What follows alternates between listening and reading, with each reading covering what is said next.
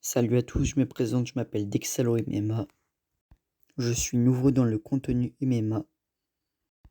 Et sur cette chaîne, vous pourrez retrouver des analyses, des pronostics, mes résultats des pronostics et même des match-ups à faire après les combats.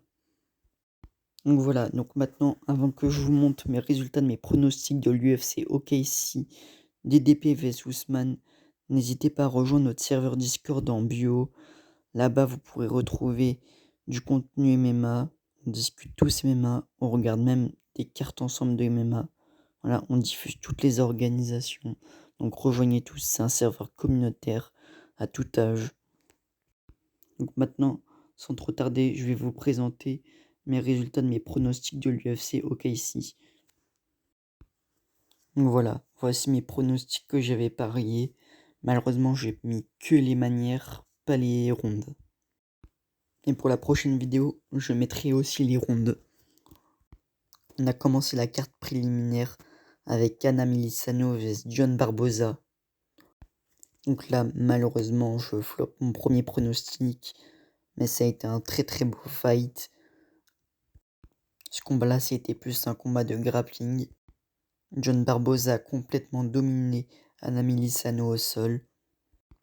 En plus, Ana Miliciano faisait ses débuts à l'UFC.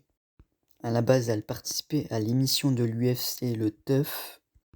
Elle avait même perdu son combat, mais l'UFC l'a quand même signé. Donc là, voici les stats du combat au sol.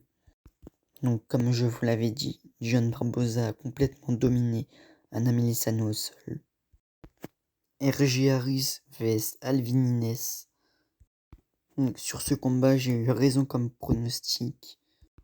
J'avais pronostiqué RJ Harris par KO au premier round. Malheureusement, j'ai pas eu la bonne manière, mais j'ai eu le combattant et le round. Donc ça aussi, c'était un très très beau combat. C'était un combat explosif, un beau combat de poids lourd. Et franchement, RJ Harris, je sens qu'il va aller très très loin. En plus, c'était un gars du LFA qui a fait ses débuts à l'UFC. Contre Alvin Inès, aussi un très très bon combattant malgré son âge. Comme on peut le voir au stats, pour un premier round, ça a été une grosse guerre. Comme je vous l'avais dit, explosif. Mais RJ Harris a su montrer l'écart de niveau entre eux deux. Maintenant, au niveau du sol, il n'y a rien eu d'intéressant. Le seul contrôle qu'il y a eu, c'est quand RJ Harris est venu le grand endpoint au sol. Alden Correa vs Stewart Nicol. Donc sur ce combat-là, j'ai fait un perfect. Je voyais une victoire de Alden Correa à la décision, et c'est ce qui s'est passé. Ça aussi, ça a été un excellent combat. Il y a eu de l'action pendant 15 minutes. Ça aurait presque pu être le Fight of the Night. Sur ce combat-là, c'était un peu un 50-50. Alden Correa a détruit debout Stewart Nicol. Et Stewart Nicol a dominé Alden Correa grâce à sa lutte. Par contre, niveau grappling, les deux ont été excellents. Erza Elliott vs Damien Anderson. Donc sur ce combat-là aussi, j'ai eu raison. Je voyais une victoire de Erza Elliott par soumission au rondin. Mais malheureusement, il n'a pas réussi à le soumettre. Damien Anderson a montré qu'il pouvait résister. Franchement, il m'a très surpris. Les deux ont été excellents. En plus, les deux faisaient leur début à l'UFC. Ils étaient tous les deux invaincus. Mais malheureusement pour Damien Anderson, Erza Elliott l'a complètement dominé avec sa lutte. Erza Elliott a failli finir plusieurs fois Damien Anderson, mais Damien Anderson a su montrer qu'il savait bien se défendre au sol. Malgré la défaite d'Anderson, je pense qu'il va réussir à se relancer. Malgré qu'il se soit fait dominer, il a une grosse puissance de frappe debout, mais Erza Elliott a réussi à le maintenir au sol, à éviter le striking avec lui. Regardez juste les stats au sol. Comme je vous l'avais dit, Erza Elliott l'a complètement dominé. Il a réussi à l'emmener 12 fois au sol avec ses takedowns. C'est impressionnant. Il lui a roulé dessus. il lui a donné une leçon de grappling. Levi Rodriguez vs Felipe Franco. Sur ce combat-là, je voyais une victoire de Felipe Franco par KO au round 1, mais malheureusement il a mis KO au round 2, mais j'ai quand même eu bon. Levi Rodriguez faisait aussi ses débuts à l'UFC. Sur cette carte, on a eu pas mal de débuts à l'UFC. En plus, Felipe Franco a réussi à se relancer après sa défaite face à Mario Pinto. Felipe Franco a complètement dominé Levi Rodriguez. En plus, Levi Rodriguez était aussi invaincu comme les autres qui faisaient leur début à l'UFC sur cette carte. Et malgré qu'il soit invaincu, Felipe Franco a montré qu'il y avait des niveaux entre les deux et il l'a complètement dominé en striking et en lutte. Par contre, Levi Rodriguez a un très bon niveau en striking. Je pense qu'il va aller loin dans la catégorie des poids lourds. Car un bon poids lourd, c'est très rare dans cette catégorie. En plus, pour un poids lourd, il est très rapide. Donc oui, je pense qu'il va réussir à se relancer. Felipe Franco a su se relancer après sa défaite à ses débuts UFC face à Mario Pinto. Donc lui aussi, c'est un excellent poids lourd. En plus, il est complet, il sait striker, il sait lutter, il sait grappler même. Jean-Paul Lebosiani vs Ko. Alors ce combat aussi, ça a été un excellent combat. Franchement, lui aussi, il aurait pu être le Fight of the Night. En plus, Jean-Paul Lebosiani a su montrer qu'il avait le niveau à l'UFC, même face aux meilleurs. Il a complètement dominé Ko. Maintenant, il est en 2-0 à l'UFC. Et lui aussi, je pense qu'il va aller très loin. C'est un excellent prospect à suivre. Et pour ce combat-là, je voyais une victoire de Jean-Paul Lebosiani à la décision. Donc j'ai encore fait un perfect. Maintenant, regardez juste les stats au sol. Jean-Paul Lebosiani a montré qu'il avait aussi un bon sol. Il a un excellent grappling. Il a failli soumettre Ko plusieurs fois même dans le combat. Donc maintenant, pour ceux qui ne le connaissent pas, c'est le moment de le connaître et d'aller le suivre. Comme je vous l'ai dit, c'est un excellent prospect. Et en plus, il est complet. Austin Bashi vs José Delgado. Sur ce combat-là, j'ai encore fait un perfect. Je voyais une victoire de Delgado à la décision et c'est ce qui s'est passé. Ça aussi, ça a été un excellent combat. Il y a eu de l'action pendant 15 minutes. Franchement, sur cette carte, on a été très gâtés. Que de l'action, que des bonnes bagarres. Et en plus, c'est de la bagarre technique. Les stats debout sont un peu similaires. Les deux ont été excellents. Maintenant, niveau sol, Bashi a complètement roulé sur Delgado. Delgado devra faire des efforts sur sa défense de lutte, malgré qu'il a un bon niveau. En plus, maintenant, José Delgado est en 4-1 à l'UFC. Sa seule défaite a été face à Nathaniel Wood, qui est maintenant top 9 de la catégorie. Malgré sa défaite face à Nathaniel Wood, il a bien su se relancer. Et maintenant, sur 2 victoires consécutives, une face à André Fili et une face à Austin Bashi ce week-end. Maintenant, je pense pour son prochain combat, il va avoir un top 15. Donc maintenant, avant que la main card commence, je vais vous faire un débrief de mes pronostics de la prélim. Donc en prélim, j'ai fait un 6 sur 1 avec 2 perfects, donc c'est excellent. Ah oui, et aussi avant que je commence la main card, n'hésitez pas à me dire vous ce que vous avez pronostiqué en commentaire. Maintenant c'est parti, on peut s'attaquer à la main card, le plus intéressant. Tommy McMillan vs Alberto Montes. Sur ce combat-là, je voyais une victoire par soumission de Alberto Montes, mais malheureusement, Tommy McMillan a détruit Alberto Montes. Regardez-moi juste ses stats, c'était un combat explosif. Tommy McMillan a montré les niveaux. Il a su faire taire ses haters et a montré qu'il pouvait s'imposer même face aux meilleurs. Franchement, ce combat-là, je comprends pas pourquoi il n'a pas été nommé Fight of the Night. C'est un banger.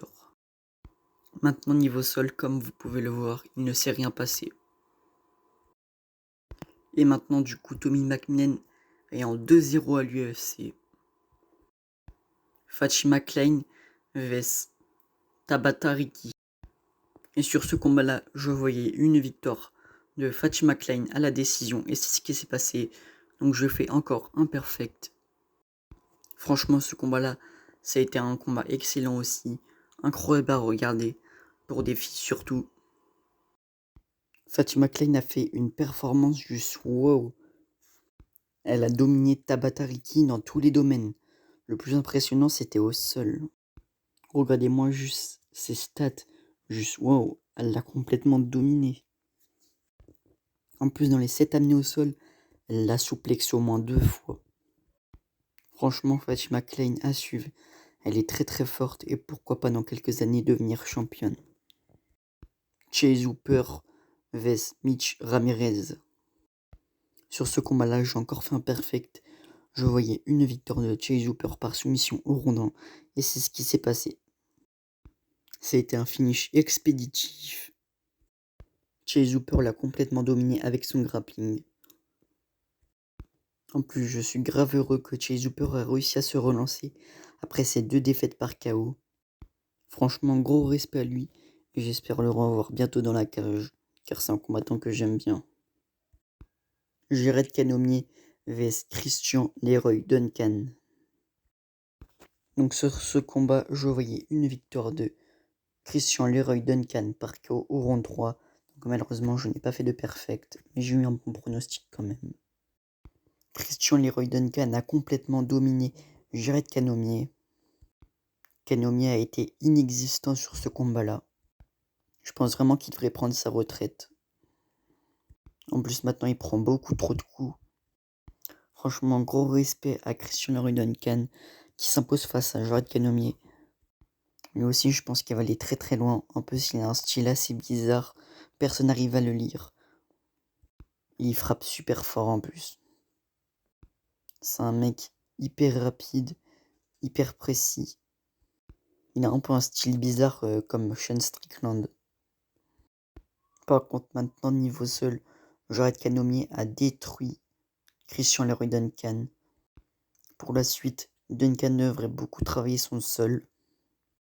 Car dans cette catégorie, sa puissance ne lui servira à rien s'il n'a pas de sol.